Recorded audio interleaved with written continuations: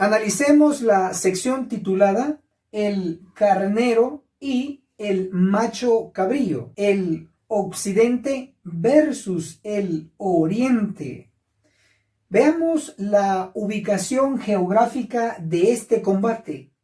Para ello leamos Daniel capítulo 8, el verso 2. Durante la visión me vi junto al río Ulai, en Susa, capital del reino, en la provincia de Elam. El río Ulai. Veamos lo que comenta el espíritu de profecía en el libro Testimonios para los ministros.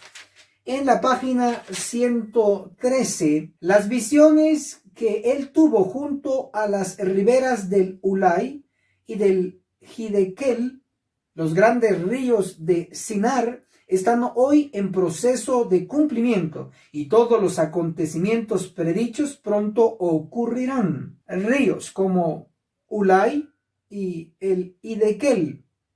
Este último se identifica como el Tigris. Estos dos ríos se ubican, según el espíritu de profecía, en Sinar, la actual Irak. Básicamente, entonces, este combate se efectuó en Babilonia, lo que hoy es Irak. Ahora leamos sobre los combatientes. Daniel capítulo 8, el versículo 3 declara: Alcé mis ojos y vi un carnero junto al río. Tenía 2 cuernos altos. Uno era más alto que el otro, aunque el más alto había sido el último en despuntar. Tenemos al carnero que, según los expertos, es un ariete.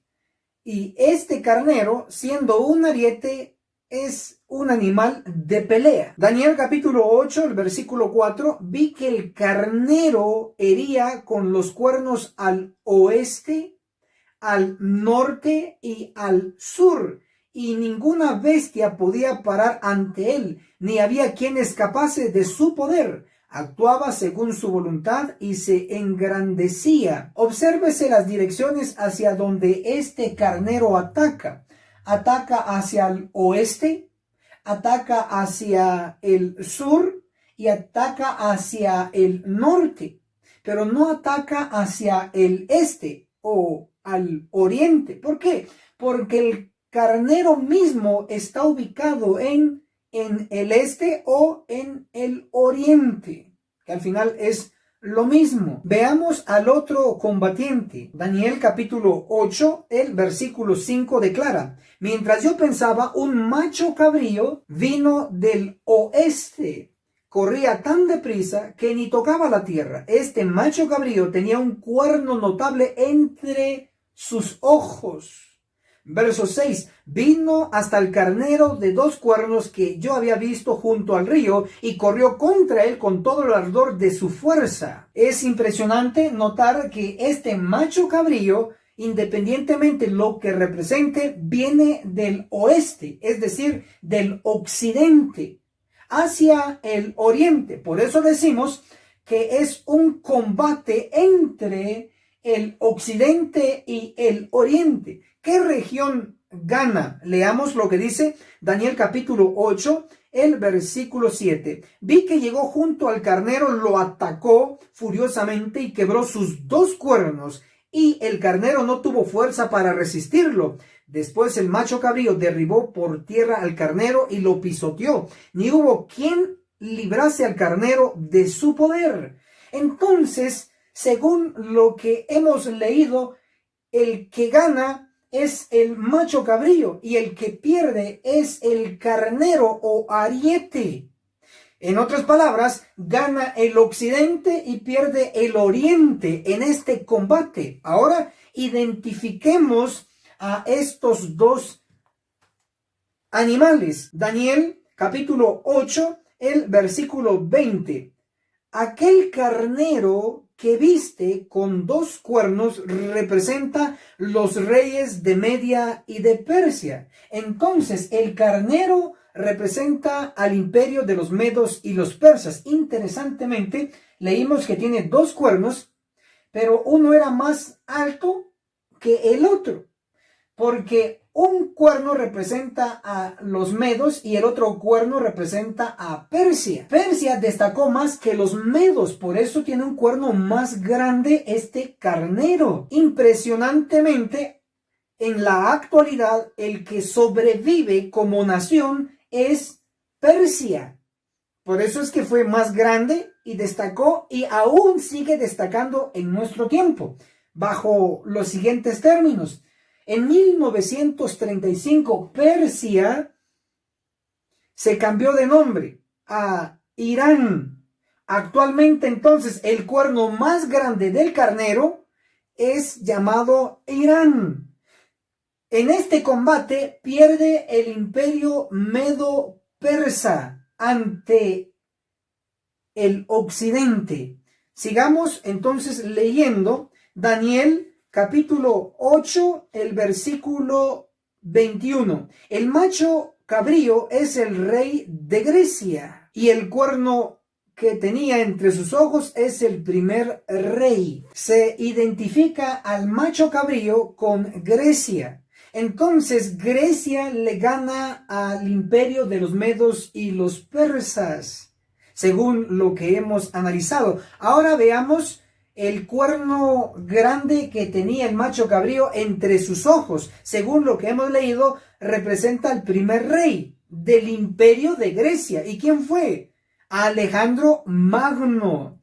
Alejandro Magno fue el primero que condujo o dirigió el occidente contra el oriente. Alejandro Magno tenía un ejército enorme que se caracterizaba por llevar lanzas de 4.5 o 5 metros de altura. Alejandro Magno se inspiró en Aquiles. Aquiles, quizá usted lo recuerda bajo la frase el talón de Aquiles.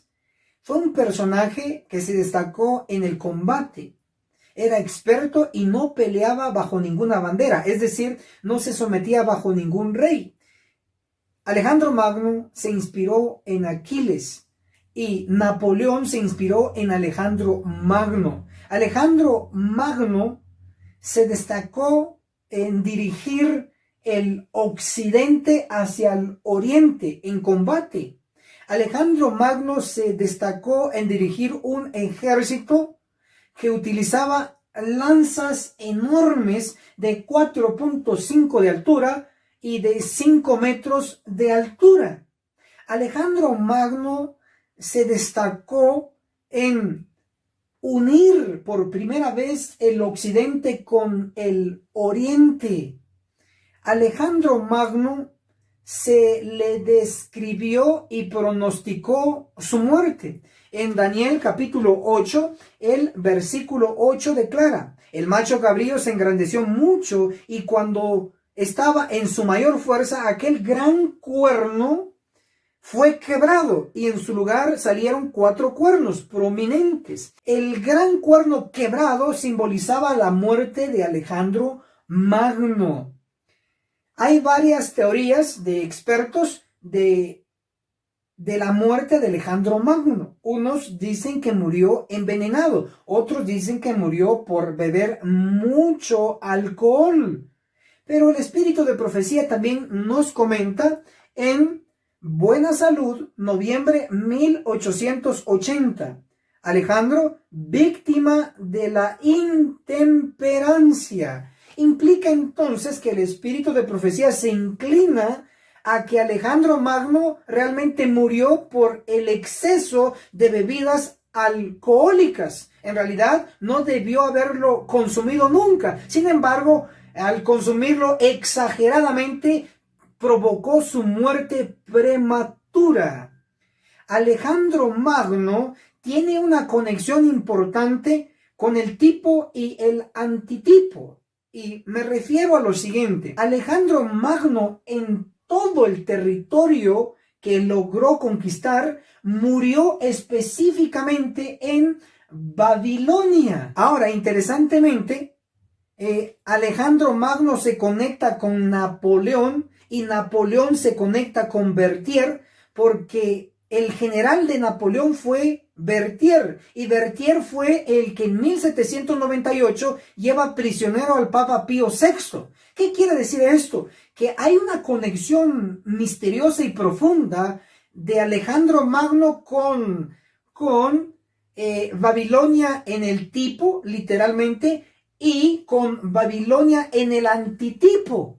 En este caso, la Iglesia Católica Romana en la fase de Roma papal. La visión de Daniel sobre el carnero y el macho cabrío sintetiza la conquista de Alejandro Magno sobre el imperio Medo-Persia y al mismo tiempo nos muestra el surgimiento del imperio griego bajo Alejandro Magno. Analicemos la sección titulada Las tres fases del imperio de Grecia y al mismo tiempo vamos a resolver un dilema. Leamos Daniel capítulo 2, el versículo 39 declara: después de ti se levantará otro reino inferior al tuyo y un tercer reino de bronce que dominará toda la tierra. Observamos que según el pronóstico profético, el tercer reino de bronce iba a dominar toda la tierra, haciendo alusión a la estatua de Nabucodonosor en Daniel 2. Cabeza de oro, pechos y brazos de plata, el vientre y los muslos de bronce que representan a Grecia. Básicamente entonces está diciendo el pronóstico de la profecía que Grecia tenía que dominar toda la tierra, pero encontramos que el primer rey, que fue Alejandro Magno, de ese imperio, no dominó toda la tierra, pero el pronóstico le da la responsabilidad de dominar toda la tierra a el tercer reino, es decir, a Grecia. Alejandro Magno no alcanzó a dominar toda la tierra. Lo más lejos que llegó Alejandro Magno fue a abarcar o conquistar una parte de India, pero no abarcó toda la tierra. Entonces debemos de encontrar una solución a este dilema.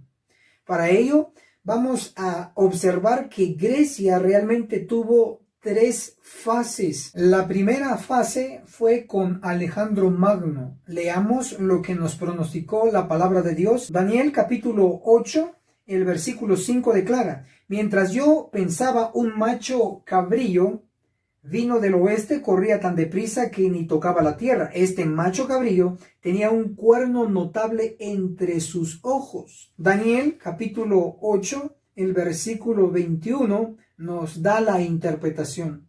El macho cabrío es el rey de Grecia y el cuerno grande que tenía entre sus ojos es el primer rey. La primera fase de Grecia está representado con el macho cabrío y el cuerno grande entre sus ojos. Es decir, Grecia bajo el mando de Alejandro Magno. Esa es la primera fase. La segunda fase la encontramos pronosticada en Daniel capítulo 8, el versículo 8. Y el macho cabrío se engrandeció mucho, y cuando estaba en su mayor fuerza, aquel gran cuerno fue quebrado, y en su lugar salieron 4 cuernos prominentes hacia los 4 vientos del cielo. La segunda fase de Grecia es cuando se quiebra el cuerno grande que representa Alejandro Magno, y en lugar surgen 4 cuernos. Entonces esos 4 cuernos forman la segunda fase de Grecia. Veamos la interpretación. Daniel capítulo 8, el versículo 22. Los 4 cuernos que sucedieron al que se quebró representan 4 reinos que saldrán de esa nación, pero no tendrán el mismo poder. Esos 4 cuernos representan a los 4 generales de Alejandro Magno. Número 1, Casandro. Número 2, Lisímaco. Número 3, Ptolomeo. Y número 4, Seleuco. Los 4 cuernos representan a los 4 generales de Alejandro Magno. Estos 4 generales formaron la segunda fase de Grecia. La tercera fase de Grecia fue pronosticado en Daniel capítulo 8. Lo primero que debemos hacer es corregir el verso y luego dar su explicación. Daniel capítulo 8, el verso 9. De uno de ellos salió un cuerno pequeño que creció mucho, dice esta versión, pero la versión King James en inglés, la versión que usó Elena de White para sus escritos inspirados, dice que creció extremadamente.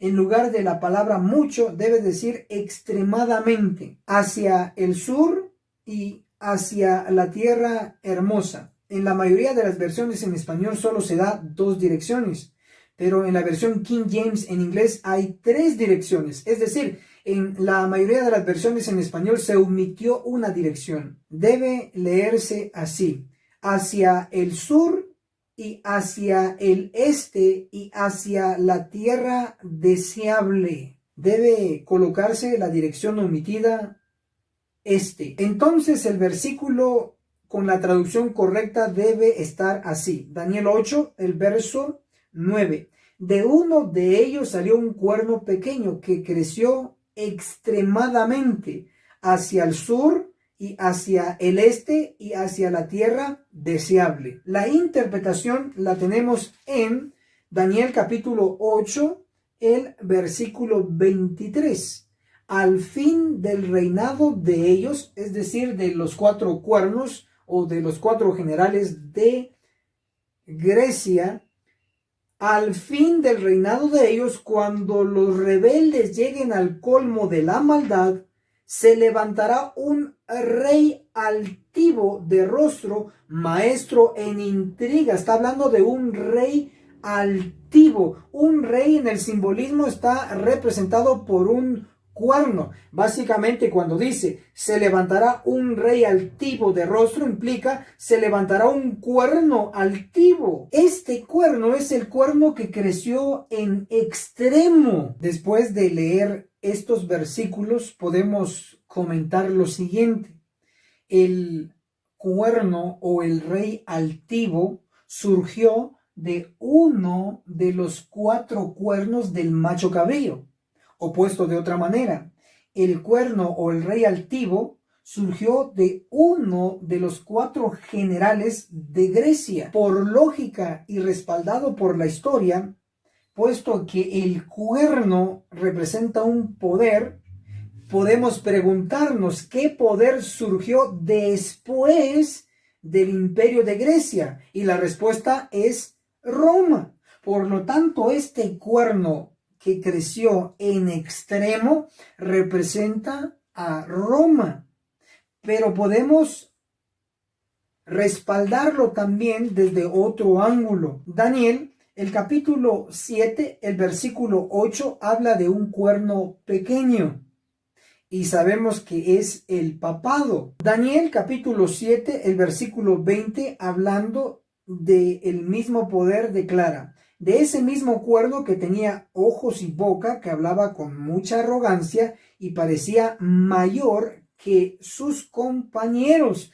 Observemos que el cuerno de Daniel 7, que al inicio fue pequeño, pero luego creció porque era mayor que sus compañeros, tiene también un paralelismo entre el cuerno de Daniel 8, donde dice: de uno de ellos salió un cuerno pequeño que creció extremadamente. El cuerno de Daniel capítulo 7 al principio es un cuerno pequeño, luego este cuerno crece en conexión al cuerno de Daniel capítulo 8. El cuerno al principio es pequeño y luego crece extremadamente. Vemos entonces que en el cuerno de Daniel 7 representa al poder romano en su fase papal.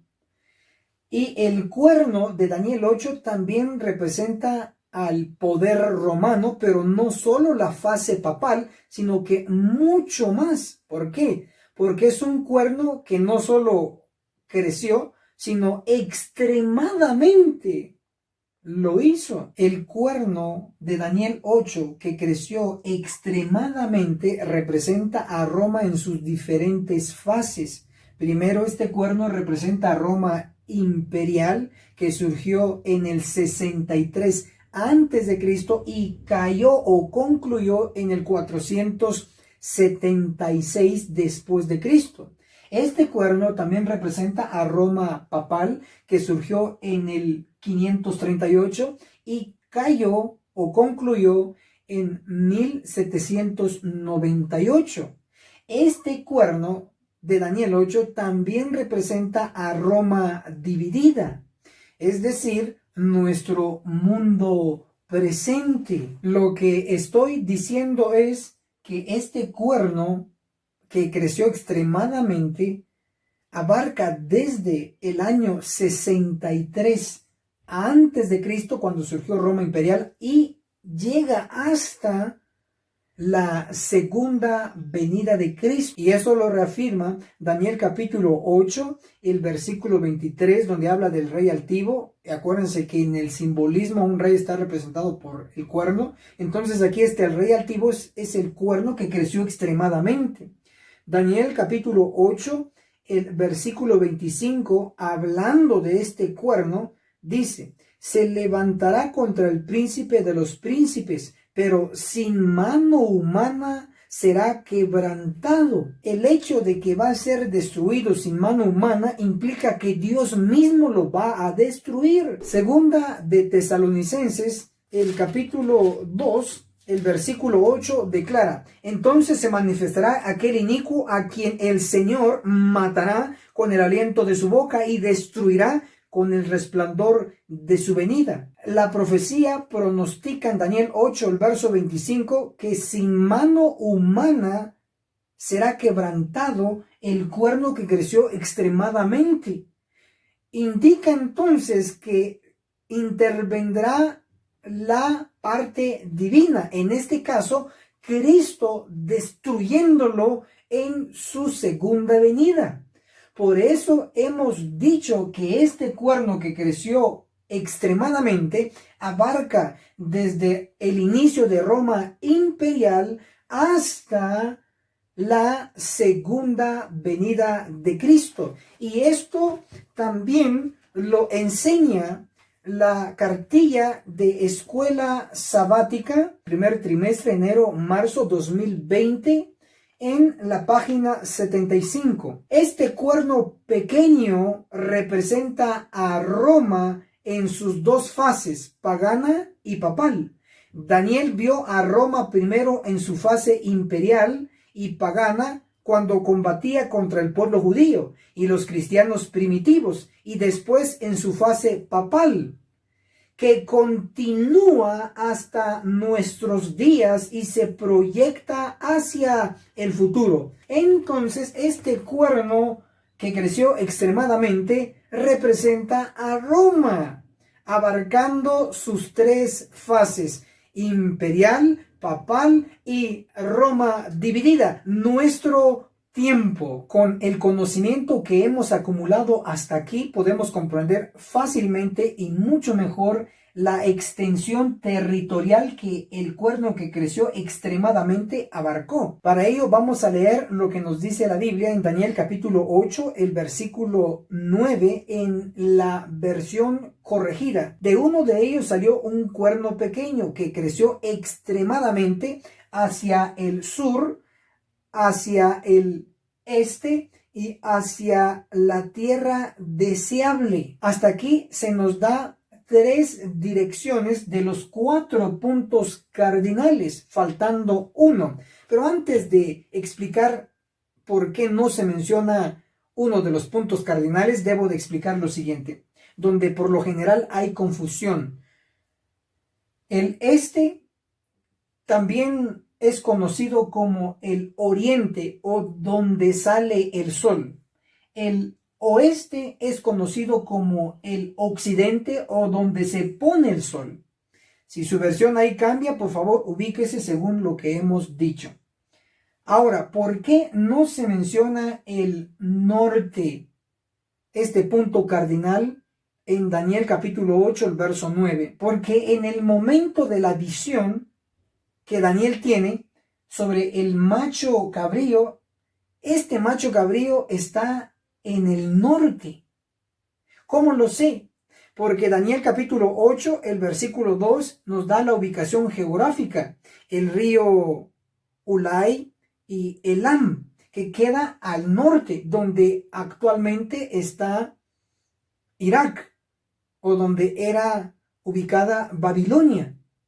Ahora vamos a comprobar que al norte de Jerusalén quedaba Babilonia, con la Biblia. Ezequiel capítulo 26, el versículo 7 dice: porque así dice el Señor el Eterno, del norte traigo contra Tiro a Nabucodonosor, rey de Babilonia. Entonces Babilonia quedaba al norte, y en el momento de la visión, el macho cabrío se encuentra al norte. Entonces, desde el norte, el macho cabrío, con su cuerno que le creció extremadamente, se dirige ese cuerno primero hacia el sur, luego hacia el este y luego hacia la tierra deseable, es decir, el oeste. Vamos a ir paso por paso viendo las direcciones que llevó el cuerno que creció extremadamente. Según Daniel capítulo 8, el versículo 9, el cuerno se dirigió hacia el sur. ¿Por qué hacia el sur? Porque estaba en el norte. Entonces, si está al norte, implica que ya estaba conquistado el norte. Se dirige luego al sur. ¿Y qué quedaba en el sur? Quedaba un país muy conocido, Egipto. Egipto fue conquistado por Roma, o por este cuerno que creció extremadamente. Fue conquistada en el año 31 antes de Cristo. Y luego este cuerno se dirige hacia el este, es decir, al oriente. ¿Y qué queda al este? Queda Persia. Luego el cuerno se dirige hacia la tierra deseable. Y la tierra deseable, según la Biblia, Salmos 106, el verso 24, y Zacarías capítulo 7, el verso 14, representa a la tierra santa o Jerusalén. En este caso, la tierra deseable queda al oeste. Entonces, el cuerno que creció extremadamente luego se dirige al oeste, puesto que ya había conquistado, según la visión, el norte, luego el sur, luego el este y finalmente la tierra deseable o Jerusalén. Y Jerusalén fue conquistada por Roma en el año 63 antes de Cristo. Esto prueba entonces que el cuerno que creció extremadamente abarcó los 4 puntos cardinales: norte, Babilonia; sur, Egipto; este, Persia; y oeste, la tierra deseable o la tierra santa, donde está ubicada Jerusalén. Entonces, Grecia, a través de este cuerno que creció extremadamente, abarcó toda la tierra o los 4 puntos cardinales. Ahora sí entenderemos mucho mejor y con facilidad Daniel capítulo 2, el versículo 39. Después de ti se levantará otro reino inferior al tuyo, y un tercer reino de bronce que dominará toda la tierra. Entonces, Grecia, que es el tercer reino de bronce, no dominó toda la tierra en la fase de Alejandro Magno, ni dominó toda la tierra en la fase de los 4 generales, sino que dominó Grecia toda la tierra en la fase del macho cabrío, cuando le surge un cuerno que creció extremadamente. En esa fase es donde Grecia domina toda la tierra a través del cuerno que creció extremadamente. Vemos entonces que la profecía es perfecta. El pronóstico de Daniel 2, el verso 39, de que Grecia iba a dominar toda la tierra, se cumplió. Obsérvese esto con cuidado. Dios no le da el crédito a Roma de dominar toda la tierra, sino que le da el crédito a Grecia de dominar toda la tierra. ¿Por qué? Porque Roma surgió del territorio de uno de los 4 generales de Grecia.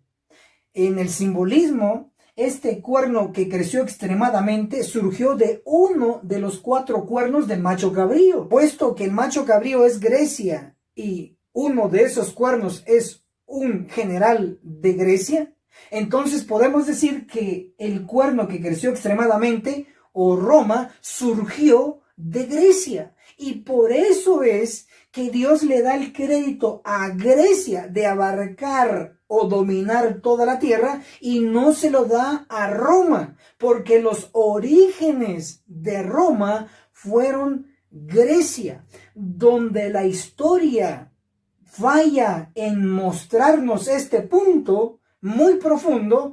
La profecía nos lo revela. Hoy podemos decir afirmativamente que Roma surgió de Grecia. Ese es su origen. Analicemos la sección titulada La obra que realizó el cuerno que creció extremadamente. Hasta aquí sabemos que el cuerno representa a Roma. Veamos entonces lo que Roma realizó. Según Daniel capítulo 8 realizó 5 puntos. Número 1, Daniel 8, el verso 1 declara, echó por tierra parte del ejército. ¿Qué representa el ejército aquí?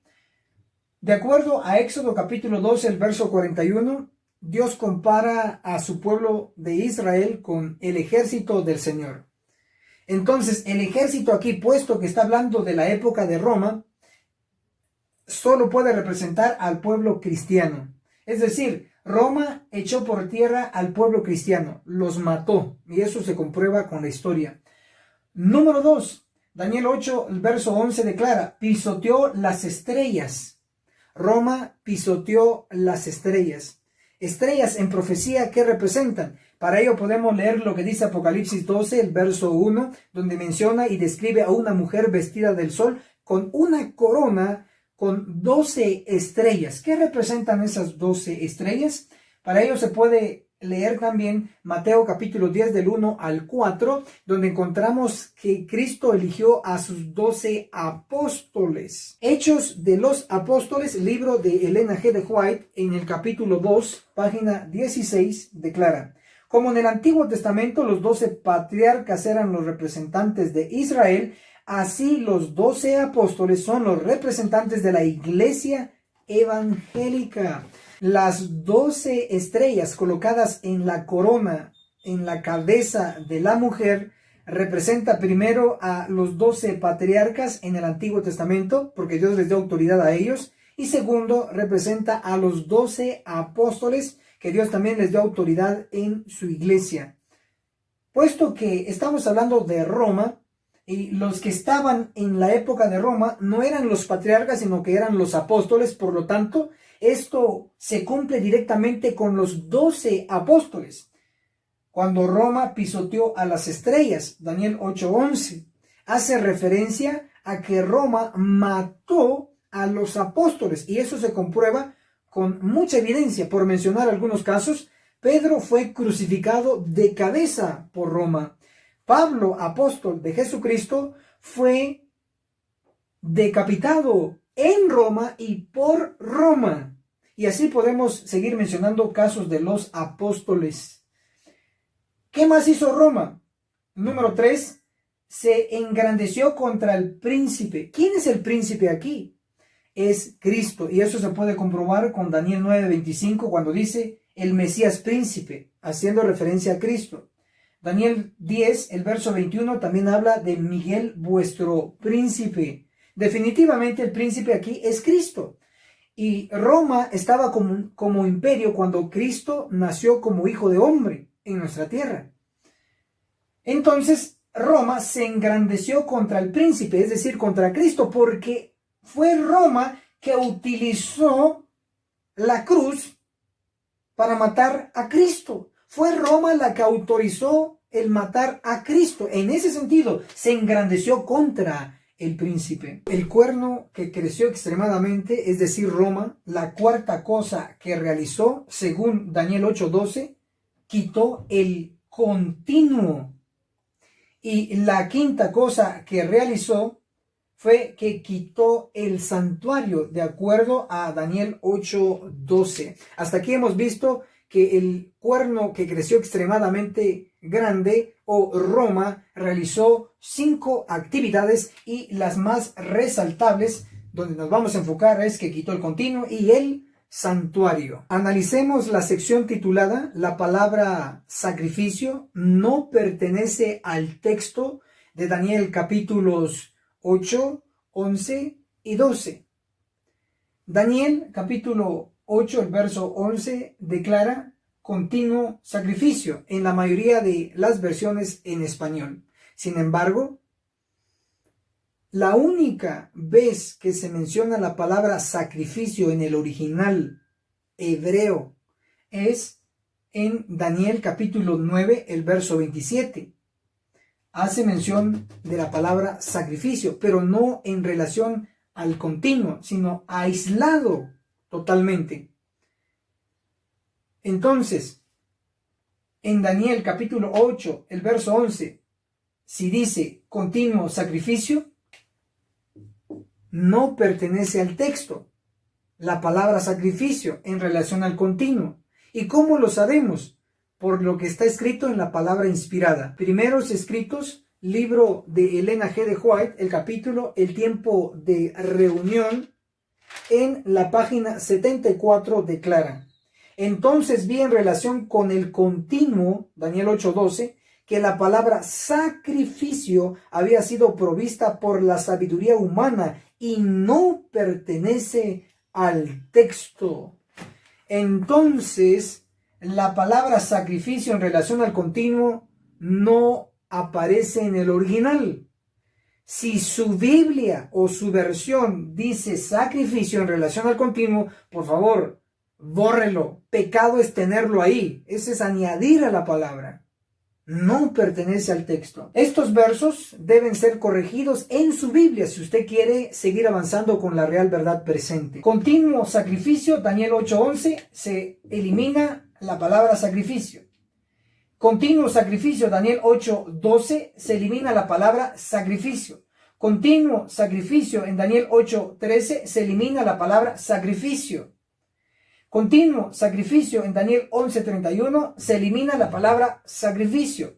Continuo sacrificio, en Daniel 12:11, se elimina la palabra sacrificio, porque no pertenece al texto. La Biblia, el original, solamente nos menciona continuo, continuo, continuo, continuo y continuo. Analicemos la sección titulada El sábado y el santuario, dos verdades gemelas. Para ello vamos a leer inicialmente Daniel capítulo 8, el versículo 11. Aún contra el príncipe del ejército se engrandeció y quitó el continuo, y el lugar de su santuario fue echado por tierra. Tenemos el continuo y el santuario. Leamos ahora, para comprender mejor este texto profético, lo que dice Levítico capítulo 19, el versículo 30. Guardad mis sábados y venerad mi santuario. Sábado y el santuario. Ahora leamos Levítico capítulo 26, el versículo 2. Guardad mis sábados y reverenciad mi santuario. Sábado y santuario. Está el patrón. También debemos analizar el santuario terrenal y el santuario celestial. En el santuario terrenal, según Hebreos capítulo 9, del versículo 1 al versículo 4, nos dice que se formaba de lugar santo y lugar santísimo.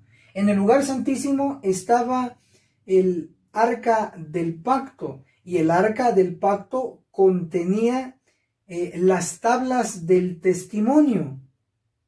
Éxodo capítulo 31, el verso 18 nos habla de esas tablas de piedra que fueron escritas directamente con el dedo de Dios. Entonces, cuando se habla del lugar santísimo, y dentro del lugar santísimo el arca del pacto, y dentro del arca del pacto las dos tablas de piedra, es decir, la ley, los mandamientos, incluye el cuarto mandamiento, el sábado. Sabemos que eso está escrito en Éxodo capítulo 20, versículo 8. Acuérdate del día sábado para santificarlo. También tenemos Deuteronomios, el capítulo 5, el verso 12, que nos dice la verdad en relación al sábado. Entonces, podemos decir que en el lugar santísimo estaba el arca del pacto, y el arca del pacto contenía las 2 tablas de piedra, es decir, la ley, y en la ley está el cuarto mandamiento, el sábado. Ahí es donde encontramos la conexión entre el sábado y el santuario. Pero esta misma verdad se ve en el santuario celestial. Encontramos que en Hebreos capítulo 8, el versículo 5, que el santuario terrenal era una copia de lo que hay en el cielo. Entonces el terrenal era una copia y el celestial es el original. Hebreos capítulo 9, el verso 24 nos habla del santuario donde Cristo entró en el cielo, dando evidencia sobre el santuario celestial. Apocalipsis capítulo 11, el versículo 19 nos habla del santuario en el cielo que fue abierto y que se vio el arca del testimonio o el arca del pacto. Por lógica, si está el arca del pacto, debe estar las tablas de la ley. Y el cuarto mandamiento de la ley es el sábado. Nuevamente tenemos conexión entre el sábado y el santuario, en este caso, celestial. Las verdades del sábado y el santuario son gemelas, son inseparables, van juntas. Si hay un santuario celestial, implica que hay un arca del pacto, y si hay un arca del pacto, hay ley, y si hay ley, hay cuarto mandamiento, el sábado. El sábado y el santuario se conectan, van juntos. Analicemos la sección titulada Feliz Continuo. La palabra continuo es la traducción del término hebreo tamid, que también se puede traducir como diario, perpetuo, para siempre. Esta palabra aparece en el Antiguo Testamento 103 veces. En el libro de Daniel un par de veces, específicamente en Daniel capítulo 8, capítulo 11, capítulo 12. La palabra continuo está íntimamente relacionada con el santuario, y eso está registrado en Daniel capítulo 8, el versículo 11. Aún contra el príncipe del ejército se engrandeció y quitó el continuo, y el lugar de su santuario fue echado por tierra.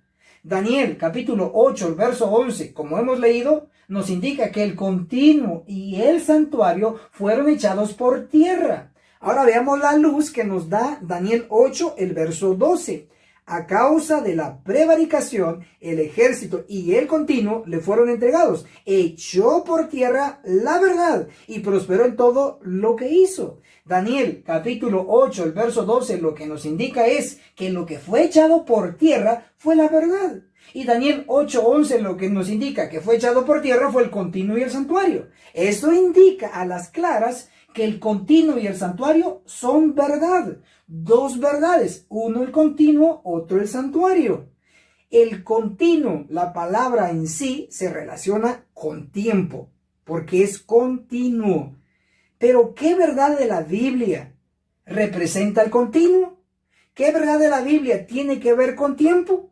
La verdad del sábado, porque el sábado es continuo. Y eso se puede corroborar con Éxodo, el capítulo 31, el versículo 16. Guardarán pues el sábado los israelitas, celebrándolo de generación en generación por pacto perpetuo.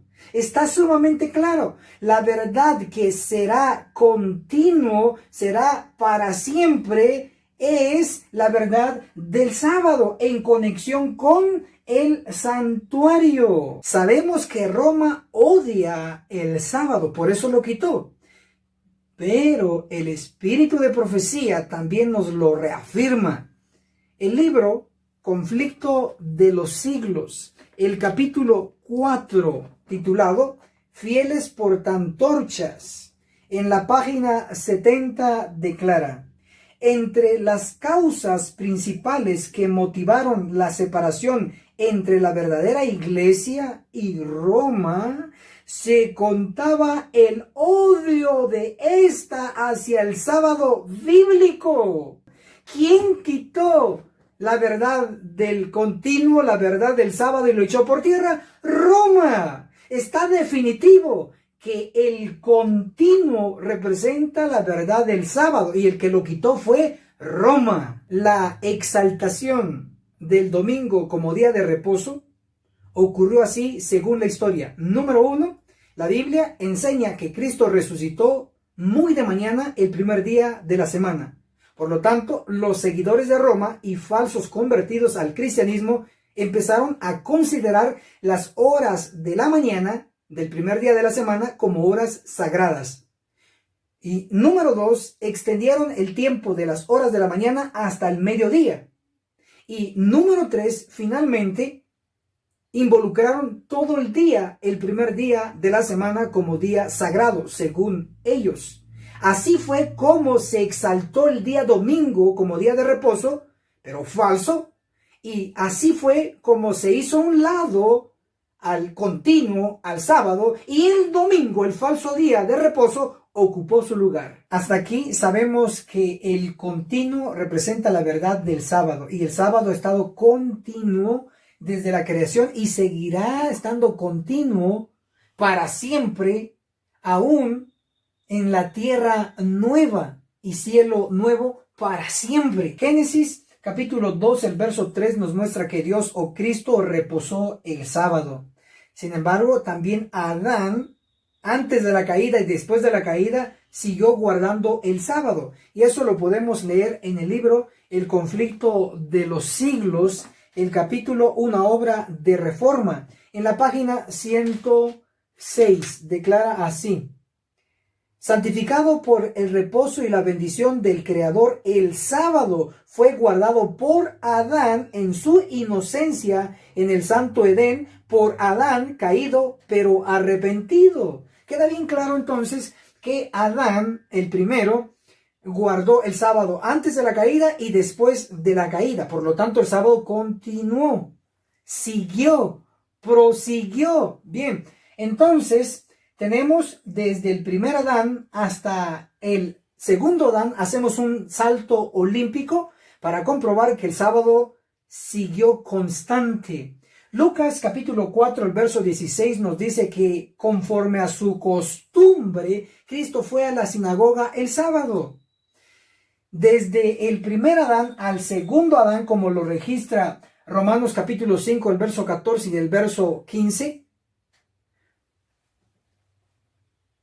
en el tiempo del segundo Adán, específicamente cuando fue crucificado, habían transcurrido 4000 años. Algunos teólogos errados, aplicando mal Colosenses 2:14, arguyen y argumentan diciendo que el sábado y la ley fueron clavados en la cruz en el año 31, cuando el texto lo único que dice es que las ordenanzas desfavorables fueron clavados en la cruz. Efectivamente, analicemos cuáles son esas ordenanzas desfavorables. Pues está hablando del sistema ceremonial, es decir, de la ley ceremonial, que era desfavorable, claro, porque tenían que llevar un cordero por la mañana, un cordero por la tarde. Eso era gastos, era desfavorable.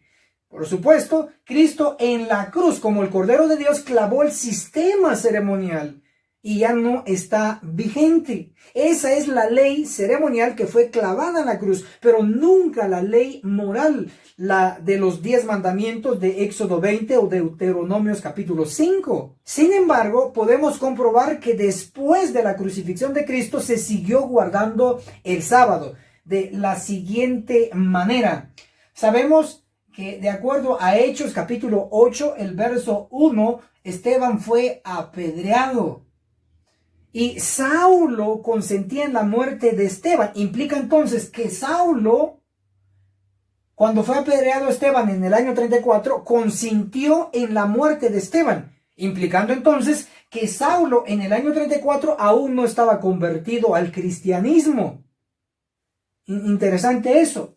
Pero Gálatas capítulo 1, el versículo 11 y el versículo 12, Saulo, que luego se llamó Pablo, nos da su testimonio de quién lo entrenó. Gálatas capítulo 1, el verso 11 declara: os hago saber, hermanos, que el evangelio que ha sido anunciado por mí no es de hombres. Verso 12, pues ni lo recibí ni lo aprendí de ningún hombre, sino por revelación de Jesucristo. ¿Quién le enseñó a Pablo? Le enseñó Jesucristo mismo. Gálatas capítulo 1, el versículo 18 nos dice el tiempo. Después, pasados 3 años, fui a Jerusalén a ver a Pedro y estuve con él 15 días. ¿Quién entrenó entonces a Pablo? No fue Pedro, no fue otro apóstol, sino fue Cristo mismo el que lo entrenó durante 3 años, según lo que hemos leído. Entonces, en el año 34, Saulo no está convertido, pero justo después del apedreamiento de Esteban, Saulo se convierte en el apóstol Pablo y lo entrena Cristo mismo. Lo educó Cristo mismo. Por lo tanto, Pablo, sus prácticas no pueden estar erradas. Si Cristo clavó la ley de los 10 mandamientos en la cruz, debió haberle enseñado eso a su nuevo discípulo, en este caso su nuevo apóstol. Pero vamos a encontrar que, contrario a ello, le enseñó a seguir guardando la ley, porque nunca fue clavada la ley moral de los 10 mandamientos. Y eso se comprueba en el libro de Hechos, el capítulo 17, el versículo 2. Y como acostumbraba, Pablo fue a la sinagoga y por 3 sábados razonó con ellos de las Escrituras. Esto me suena familiar. Hechos 17, el verso 2, conectado con Lucas 4:16, hay un paralelismo sorprendente, porque Lucas 4:16 nos habla de que Cristo era su costumbre ir el sábado a la sinagoga.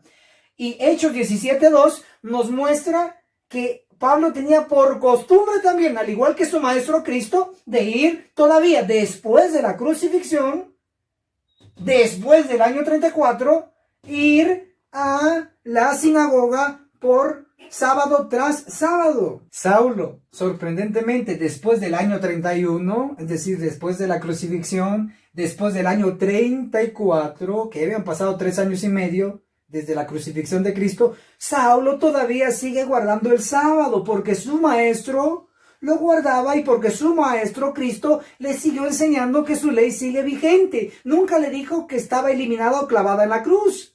Entonces, Saulo sigue guardando el sábado en la sinagoga, sábado tras sábado, de continuo en continuo. El sábado no paró, siguió vigente. Por eso es que todos aquellos que conocemos la real verdad presente, feliz sábado es para nosotros feliz continuo. Y solo los entendidos lo practicarán y lo aplicarán desde ahora en adelante. Porque es muy común decir feliz sábado, feliz sábado, feliz sábado. Es muy común. No estoy diciendo que esté mal. Sencillamente es muy común. ¿Por qué no en nuestro nivel avanzado de verdad utilicemos el nombre profético del sábado continuo? De ahora en adelante escribamos en los comentarios que empezaremos a usar el término continuo para referirnos al Santo Sábado. Y de ahora en adelante vamos a saludarnos. Escríbanme en los comentarios, adelántenme de una vez, feliz continuo. Y yo les contestaré, feliz continuo. Cuando me vean en su país, si es sábado, feliz continuo. Cuando usted venga a mi país, si es sábado, feliz continuo. Y si podemos, un abrazo fuerte, porque estamos celebrando el continuo. Feliz continuo anticipado. Bendiciones. Analicemos la sección titulada La marca de la bestia. Para ello vamos a leer Apocalipsis capítulo 13, el versículo 15 al 17. Se le permitió infundir aliento a la imagen de la primera bestia para que la imagen pudiera hablar y dar muerte a todo el que no adora la imagen de la bestia. Verso 16, y ordenaba que a todos pequeños, grandes, ricos, pobres, libres, siervos, se les ponga una marca en la mano derecha o en la frente. Verso 17, y que ninguno pueda comprar ni vender, sino que el que tenga la marca o el nombre de la bestia o el número de su nombre. Aquí es donde se obtiene la famosa frase, la marca de la bestia. ¿Qué representa la marca de la bestia? Donde estará involucrado la bestia de 2 cuernos, la bestia mixta de Apocalipsis 13, ambas bestias, y estará involucrada también la bestia escarlata de Apocalipsis 17. La marca de la bestia, hoy tenemos que dejar bien claro a qué se refiere. Testimonios para los ministros, el capítulo La alta norma de Dios, la página 133, declara: Juan fue llamado a contemplar a un pueblo distinto de los que adoran a la bestia o a su imagen al guardar el primer día de la semana. La observancia de este día es la marca de la bestia. El primer día de la semana es el domingo. Por lo tanto, la marca de la bestia será la observancia del día domingo. Analicemos la sección titulada Los 4 vientos, la ley dominical. Para ello vamos a leer Apocalipsis capítulo 7, versículo 1. Después de esto vi 4 ángeles de pie en los 4 ángulos de la tierra, que detenían los 4 vientos de la tierra, para que no soplase viento alguno sobre la tierra, ni sobre el mar, ni sobre ningún árbol. Hasta aquí tenemos claro que hay 4 vientos de la tierra. 1, 2, 3 y 4. ¿Qué representan estos 4 vientos de la tierra? Que son detenidos por 4 ángeles. Para ello vamos a leer lo que dice Testimonios para la Iglesia, el tomo 5, en la página 142, declara enfáticamente: se acerca el tiempo en que no podremos vender a ningún precio. Pronto se promulgará el decreto que prohibirá a los hombres comprar o vender si no tienen la marca de la bestia. Hasta aquí sabemos que la marca de la bestia representa la observancia del domingo. Por lo tanto, aquí este párrafo está hablando de la ley dominical. Continúo leyendo. Hace poco nos vimos cerca de que esto sucediese en California, pero resultó ser un simulacro del soplo de los 4 vientos. Por lo pronto, estos son detenidos por los 4 ángeles. Esto implica entonces que los 4 vientos de la tierra de Apocalipsis 7.1 representan la ley dominical que hasta el momento está siendo detenido por los 4 ángeles. Por eso es que hoy no hay ley dominical a nivel mundial. ¿Por qué? Porque está siendo detenido por los 4 ángeles. Definimos entonces que los 4 vientos de la tierra representan la ley dominical. Analicemos la sección titulada La ley dominical después del juicio de Ezequiel 9. Apocalipsis capítulo 12, el verso 17 dice: y el dragón, Satanás, se iró contra la mujer, la iglesia, y fue a hacer guerra contra la descendencia de ella, los que guardan los mandamientos de Dios y la fe de Jesús. Los mandamientos de Dios incluye el cuarto, que es el sábado, el continuo. El dragón, Satanás, va a hacer guerra a la iglesia que estará guardando los mandamientos de Dios como un cuerpo en total, no como algún individuo en la iglesia esté guardando los mandamientos o el sábado, sino que como iglesia, como cuerpo completo, el dragón atacará a esa iglesia que estará guardando completamente los mandamientos. Sin embargo, ese tiempo aún no ha llegado, primero porque como pueblo no estamos guardando los mandamientos totalmente. Quizá 1, quizá 2, quizá 3 entre nuestro medio lo está haciendo, pero como cuerpo no. Y eso se puede comprobar con lo que está escrito en Testimonios para los Ministros, en la página 373, el capítulo Exhortaciones a la verdad. Declara: exhorto a mis hermanos a despertar. Junto con David nos vemos obligados a decir: tiempo es de actuar, oh Eterno, porque han invalidado tu ley.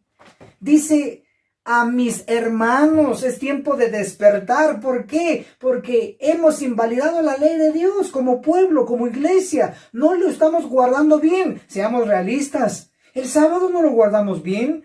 Algunos compran en sábado, venden en sábado, realizan ciertos negocios en sábado, ven televisión en sábado, el fútbol en sábado, etcétera, etcétera, etcétera. No estamos guardando completamente el sábado, y mucho menos el resto de los mandamientos. Por eso dice: a mis hermanos, despierten, porque han invalidado la ley del Señor. Entonces, como iglesia, no estamos guardando completamente los mandamientos. Y la ley dominical, el dragón la va a utilizar para atacar la iglesia cuando la iglesia completa esté guardando los mandamientos, incluyendo el sábado, correctamente. Implica entonces que la iglesia hoy no está purificada. Todavía hay cizaña y hay pecadores en su medio. Por lo tanto, debe ocurrir la purificación. Puesto que la iglesia no está purificada, debe urgentemente ser purificada por Él y a través de sus ángeles también. Cuando la iglesia esté libre de pecado y de pecadores, entonces los que queden formando la iglesia serán los que lograrán pasar de la iglesia militante a la iglesia triunfante. Esa iglesia ya purificada, como un cuerpo, como un todo, estarán guardando los mandamientos de Dios, igual sus conversos que ellos van a traer. En ese entonces es cuando el dragón se aira contra la mujer y va a combatir a sus descendientes, los que guardan los mandamientos de Dios, incluyendo el sábado, el continuo, perfectamente guardado, como Dios manda.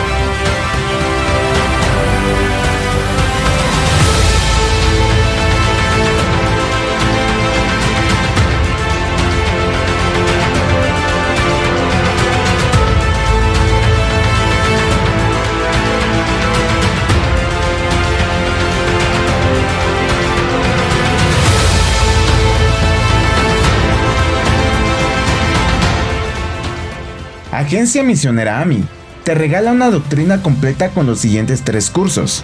Apocalipsis, el perfecto arte profético, con el autor, Pastor Enoch Martin, donde se explica todo el libro de Apocalipsis, que consta de 22 capítulos. Daniel, el perfecto arte profético, donde explicamos capítulo por capítulo de dicho libro profético. El testimonio de Jesús, 100% bíblico, que consta de 22 lecciones. Puedes comunicarte con nosotros a nuestro número de WhatsApp, más 502 42 29 77 86. Recuerda, no es vendido, es gratis.